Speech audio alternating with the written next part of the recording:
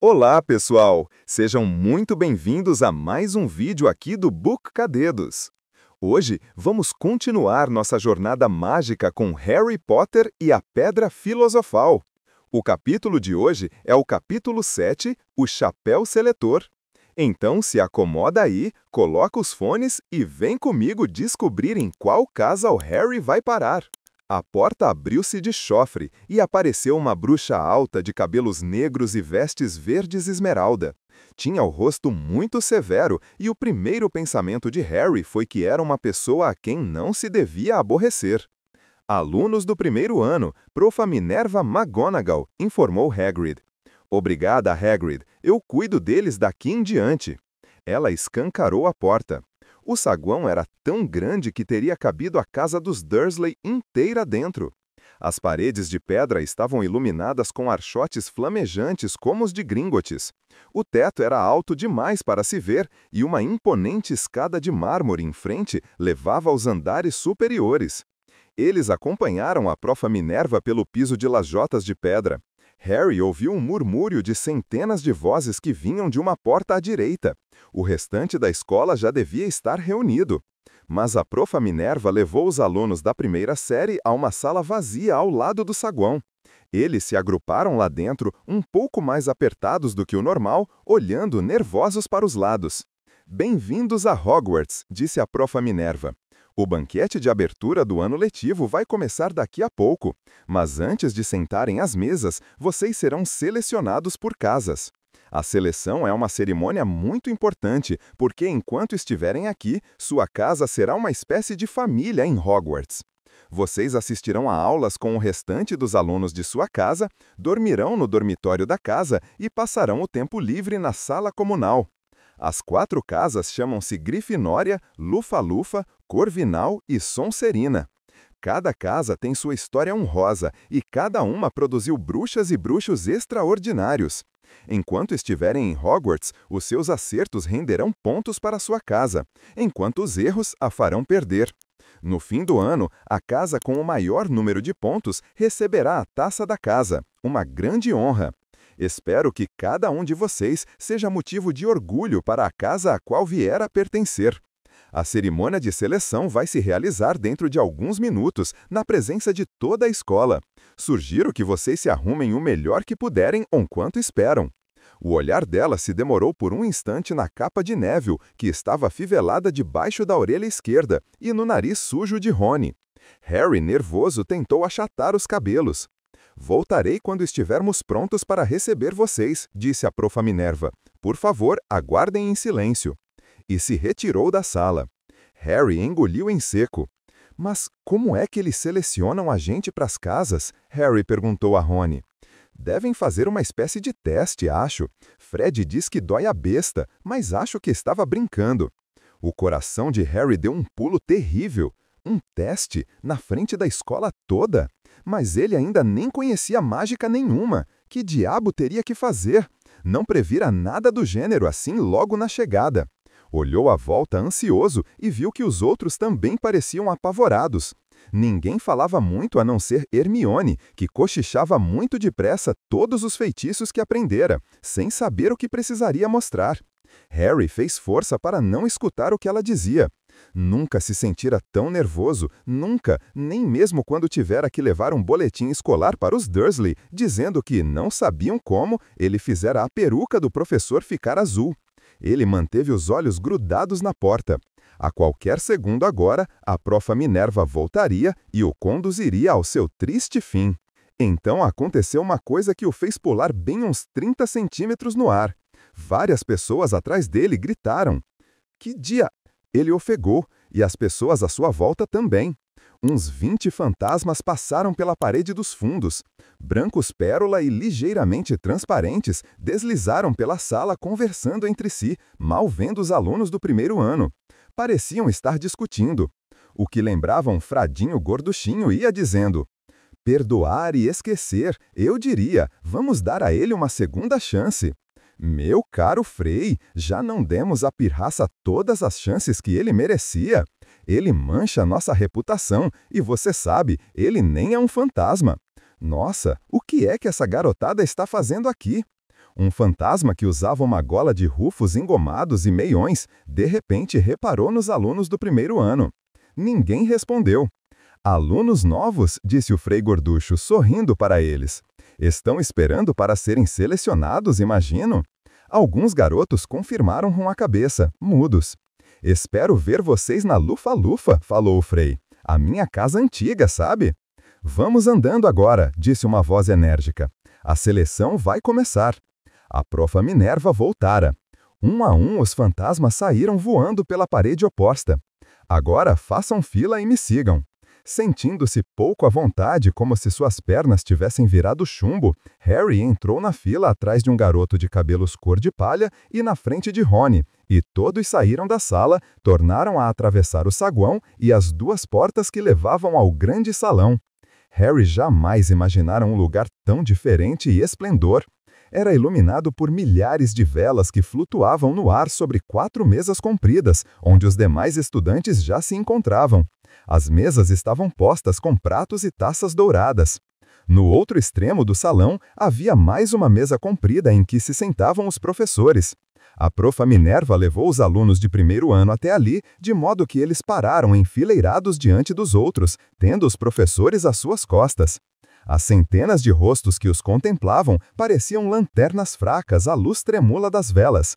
Misturados aqui e ali aos estudantes, os fantasmas brilhavam como prata envolta em névoa.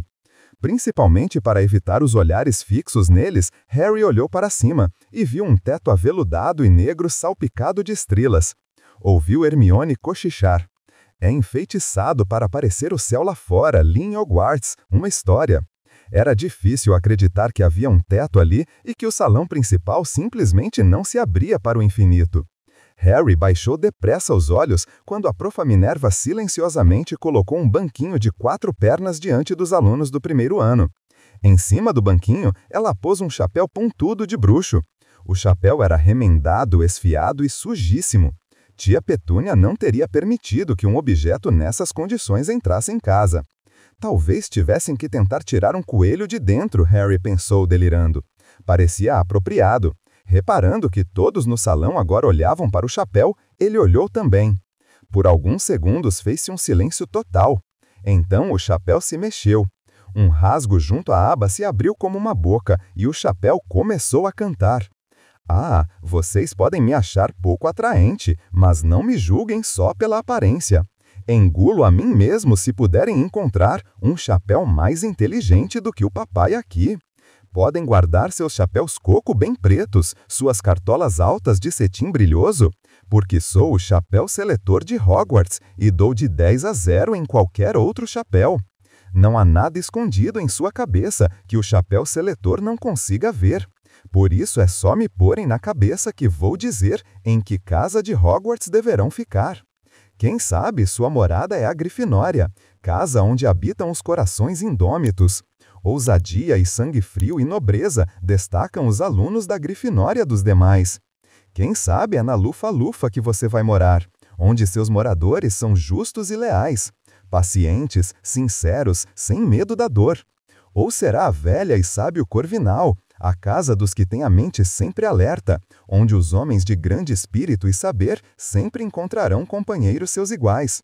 Ou quem sabe a Sonserina será a sua casa, e ali fará seus verdadeiros amigos, homens de astúcia que usam quaisquer meios para atingir os fins que antes colimaram. Vamos, me experimentem, não devem temer, nem se atrapalhar, estarão em boas mãos, mesmo que os chapéus não tenham pés nem mãos, porque sou único, sou um chapéu pensador. O salão inteiro prorrompeu em aplausos quando o chapéu acabou de cantar. Ele fez uma reverência para cada uma das 4 mesas e em seguida ficou muito quieto outra vez. Então só precisamos experimentar o chapéu, cochichou Rony a Harry. Vou matar o Fred, ele não parou de falar numa luta contra um trasgo.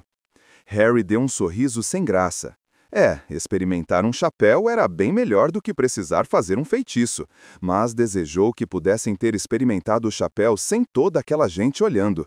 O chapéu parecia estar pedindo muito. Harry não se sentia corajoso, nem inteligente, nem qualquer outra coisa naquele momento.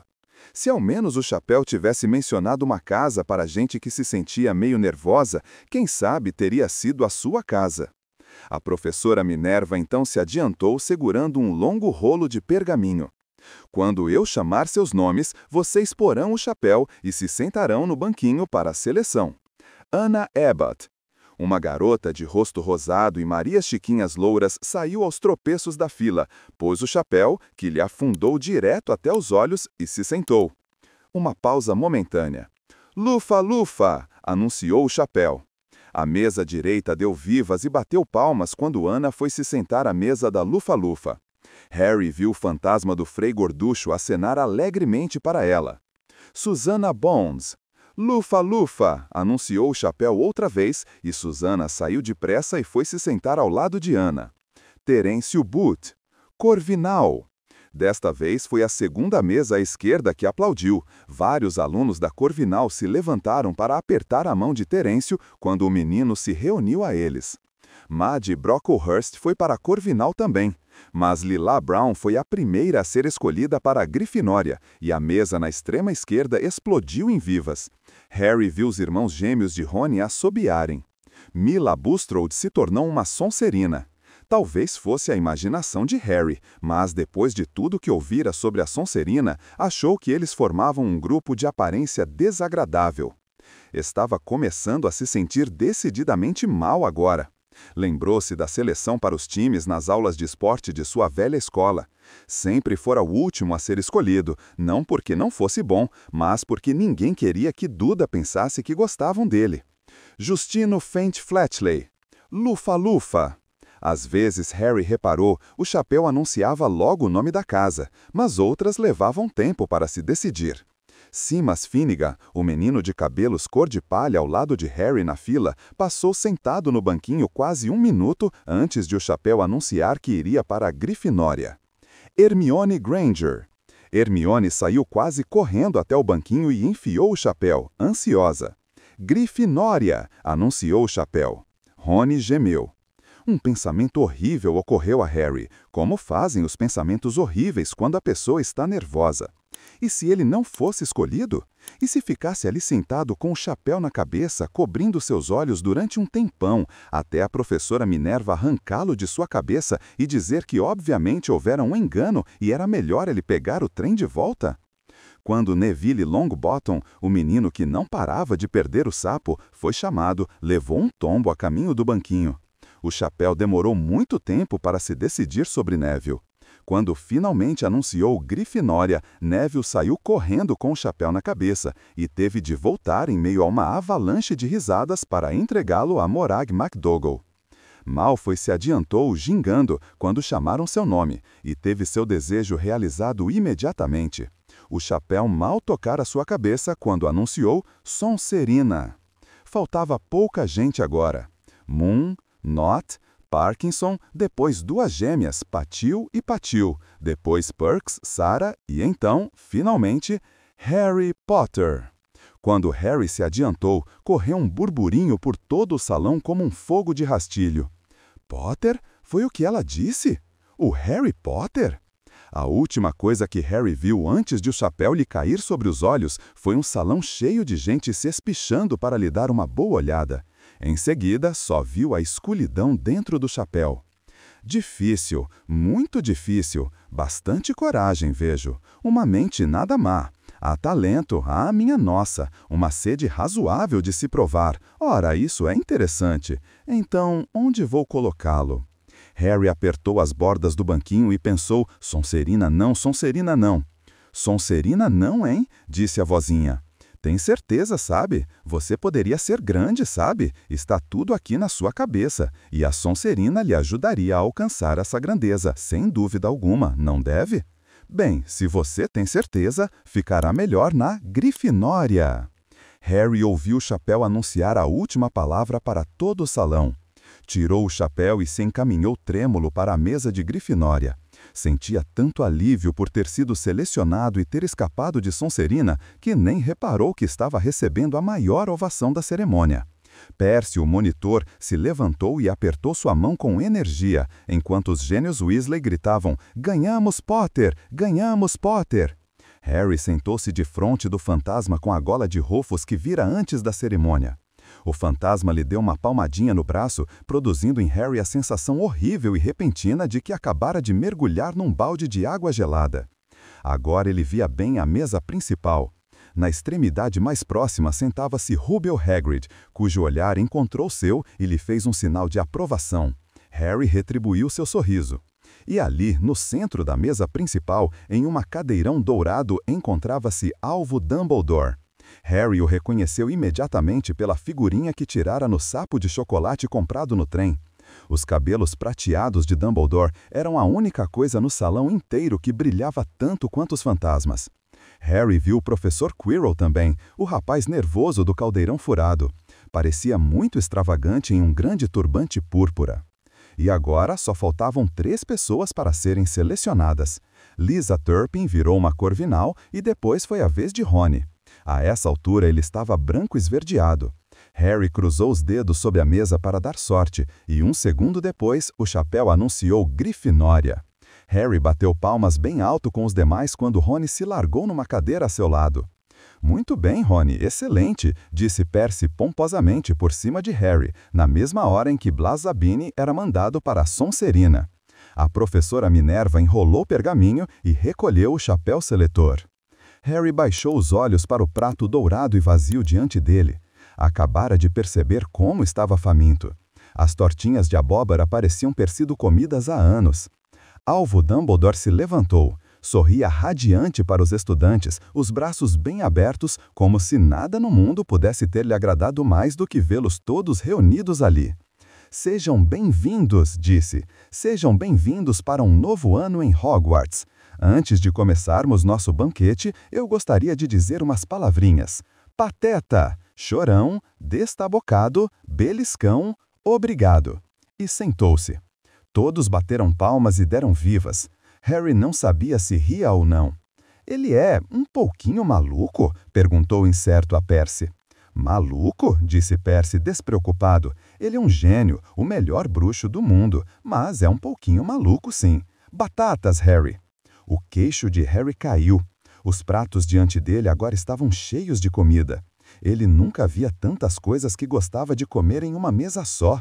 Rosbife, galinha assada, costelas de porco e de carneiro, pudim de carne, ervilhas, cenouras, molho, ketchup e, por alguma estranha razão, docinhos de hortelã. Não é que os Dursley tivessem deixado Harry com fome, mas nunca permitiram comer tanto quanto quisessem. Duda sempre tirava tudo que realmente queria, mesmo que acabasse doente. Harry encheu o prato com um pouco de cada coisa, exceto os docinhos, e começou a comer. Estava tudo uma delícia. «Isto está com uma cara ótima», disse o fantasma de gola de Rufus, observando tristemente Harry cortar o rosbife. «O senhor não pode?» «Não como há quase 400 anos», explicou o fantasma. «Não preciso, é claro, mas a pessoa sente falta. Acho que ainda não me apresentei. Cavalheiro Nicholas de Mincy Porpington, às suas ordens, fantasma residente da Torre da Grifinória». «Eu sei quem o senhor é», disse Rony inesperadamente. «Meus irmãos me falaram do senhor. O senhor é um Nick, quase sem cabeça». «Eu prefiro que você me chame de Cavalheiro Nicholas de Mincy», o fantasma começou muito formal, mas o louro Simas Finnegan o interrompeu. «Quase sem cabeça? Como é que alguém pode ser quase sem cabeça?» Sir Nicholas parecia muitíssimo aborrecido, como se aquela conversinha não estivesse tomando o rumo que ele queria. «Assim», disse com irritação, e agarrou a orelha esquerda e puxou. A cabeça toda girou para fora do pescoço e caiu por cima do ombro como se estivesse presa por uma dobradiça. Era óbvio que alguém tentara decapitá-lo, mas não fizera o serviço direito. Satisfeito com a cara de espanto dos garotos, Nick, quase sem cabeça, empurrou a cabeça de volta ao pescoço, tossiu e disse: «Então, novos moradores da Grifinória, espero que nos ajudem a ganhar o campeonato das casas este ano. Grifinória nunca passou tanto tempo sem ganhar a taça. Sonserina tem ganhado nos últimos 6 anos. O Barão Sangrento está ficando quase insuportável. Ele é o fantasma da Sonserina». Harry deu uma olhada na mesa de Sonserina e viu um fantasma horroroso sentado lá, os olhos vidrados, uma cara muito magra e vestes sujas de sangue prateado. Estava ao lado de Malfoy que, Harry ficou contente de ver, não parecia muito satisfeito com a distribuição dos lugares. Como foi que ele ficou coberto de sangue? Perguntou Simas, muito interessado. Nunca perguntei, respondeu Nick quase sem cabeça, educadamente. Depois que todos comeram tudo o que podiam, as sobras desapareceram dos pratos, deixando-os limpinhos como no início. Logo depois surgiram as sobremesas. Tijolos de sorvete de todos os sabores que se possa imaginar, tortas de maçãs, tortinhas de caramelo, bombas de chocolate, roscas fritas com geleia, bolos de frutas com calda de vinho, morangos, gelatinas, pudim de arroz. Quando Harry se serviu das tortinhas de caramelo, a conversa se voltou para as famílias. Eu sou meio a meio, disse Simas. Papai é trouxa. Mamãe não contou a ele que era bruxa até depois de casarem. Teve um choque horrível. Os outros riram. E você, Neville? Perguntou Rony. Bom, minha avó me criou, e ela é bruxa, mas a família achou durante anos que eu era completamente trouxa. Meu tio-avô Auge vivia tentando me pegar desprevenido e me forçar a recorrer à magia. Ele me empurrou pela borda de um cais uma vez, eu quase me afoguei, mas nada aconteceu até eu completar 8 anos. Meu tio Auge veio tomar chá conosco e tinha me pendurado pelos calcanhares para fora de uma janela do 1º andar, quando a minha tia-avó Enid lhe ofereceu um merengue e ele, sem querer, me deixou cair. Mas eu desci flutuando até o jardim e a estrada. Todos ficaram realmente satisfeitos, minha avó chorou de tanta felicidade. E vocês deviam ter visto a cara deles quando entrei para Hogwarts. Achavam que eu não era bastante mágico para entrar, entendem? Meu tio Auge ficou tão contente que me comprou um sapo. Do outro lado de Harry, Percy e Hermione conversavam sobre as aulas. Espero que elas comecem logo. Tem tanta coisa para a gente aprender. Estou muito interessada em transfiguração, sabe? Transformar uma coisa em outra. Claro, dizem que é muito difícil. A pessoa começa aos poucos, fósforos em agulhas e coisas pequenas assim. Harry, que estava começando a se sentir aquecido e cheio de sono, olhou outra vez para a mesa principal. Hagrid tomava um grande gole de sua taça. A professora Minerva conversava com o professor Dumbledore. O professor Quirrell, com aquele turbante ridículo, conversava com um professor de cabelos negros e oleosos, nariz de gancho e pele macilenta. Aconteceu muito de repente. O olhar do professor de nariz de gancho passou pelo turbante de Quirrell e se fixou nos olhos de Harry, e uma pontada aguda e quente correu pela testa de Harry. Ui! Harry levantou a mão à testa. Que foi? Perguntou Percy. Nada. A dor se foi com a mesma rapidez com que viera. Mais difícil foi se livrar da sensação que Harry teve sob o olhar do professor, uma sensação de que ele não gostava nada de Harry. Quem é aquele professor que está conversando com o professor Quirrell? Perguntou a Percy. Ah, você já conhece Quirrell, é? Não admira que ele pareça tão nervoso. Aquele é o professor Snape. Ele ensina poções, mas não é o que ele quer. Todo mundo sabe que está cobiçando o cargo de Quirrell. Conhece um bocado as artes das trevas, o Snape. Harry observou o professor por algum tempo, mas Snape não voltou a olhar em sua direção. Finalmente, as sobremesas também desapareceram, e o professor Dumbledore ficou de pé mais uma vez. O salão silenciou. Só mais umas palavrinhas agora que já comemos e bebemos. Tenho alguns avisos de início de ano letivo para vocês. Os alunos do 1º ano devem observar que é proibido andar na floresta da propriedade, e alguns dos nossos estudantes mais antigos fariam bem em se lembrar dessa proibição. Os olhos cintilantes de Dumbledore faiscaram na direção dos gêmeos Weasley. O Sr. Filch, o zelador, me pediu para lembrar a todos que não devem fazer mágicas no corredor durante os intervalos das aulas. Os testes de quadribol serão realizados na 2ª semana de aulas.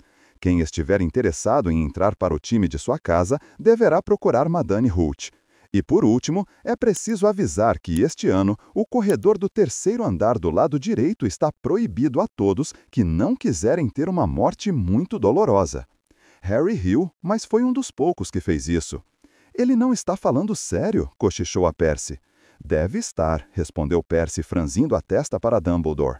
É estranho porque, em geral, ele sempre nos diz a razão porque somos proibidos de ir a algum lugar. A floresta está cheia de animais selvagens, todo mundo sabe disso. Acho que poderia ter dito aos monitores, pelo menos. E agora, antes de irmos para a cama, vamos cantar o hino da escola, exclamou Dumbledore. Harry reparou que os sorrisos dos outros professores tinham amarelado. Dumbledore fez um pequeno aceno com a varinha, como se estivesse tentando espantar uma mosca na ponta, e surgiu no ar uma longa fita dourada, que esvoaçou para o alto das mesas e se enroscou como uma serpente formando palavras. Cada um escolha a sua música preferida, invitou Dumbledore, e lá vamos nós. E a escola entoou em altos brados. Hogwarts, Hogwarts, Hogwarts, nos ensine algo, por favor. Quer sejamos velhos e calvos, quer moços de pernas raladas, temos as cabeças precisadas de ideias interessantes, pois estão ocas e cheias de ar, moscas mortas e fios de cotão. Nos ensine o que vale a pena, faça lembrar o que já esquecemos, faça o melhor, faremos o resto, estudaremos até o cérebro se desmanchar. Todos terminaram a música em tempos diferentes. E, por fim, só restaram os gêmeos Weasley cantando sozinhos, ao som de uma lenta marcha fúnebre. Dumbledore regeu os últimos versos com sua varinha e, quando eles terminaram, foi um dos que aplaudiu mais alto. Ah, a música, disse, secando os olhos. Uma mágica que transcende todas que fazemos aqui. E agora, hora de dormir, andando. Os novos alunos de Grifinória seguiram Percy por entre os grupos que conversavam, saíram do salão principal e subiram a escadaria de mármore. As pernas de Harry pareceram chumbo outra vez, mas só porque estava muito cansado e saciado. Estava cansado demais até para se surpreender que as pessoas nos retratos ao longo dos corredores murmurassem e apontassem quando passavam, ou que 2 vezes Percy os tivesse conduzido por portais escondidos atrás de painéis corrediços. Subiram outras tantas escadas, bocejando e arrastando os pés, e Harry começou a se perguntar quanto ainda faltava quando de repente pararam. Um feixe de bengalas flutuava no ar à frente deles e quando Percy avançou um passo em sua direção, começaram a assaltá-lo. Pirraça, cochichou Percy para os alunos do primeiro ano. Um poltergeist! E falou em voz alta. Pirraça, calma! Um som alto e grosseiro, como o ar escapando de um balão, respondeu. Quer que eu vá procurar o Barão Sangrento? Ouviram um estalo, e um homenzinho com olhos escuros e maus e a boca escancarada apareceu, flutuando de pernas cruzadas no ar, segurando as bengalas.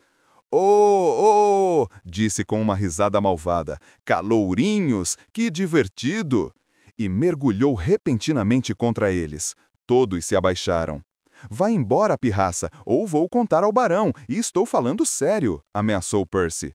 Pirraça estirou a língua e desapareceu, largando as bengalas na cabeça de Neville.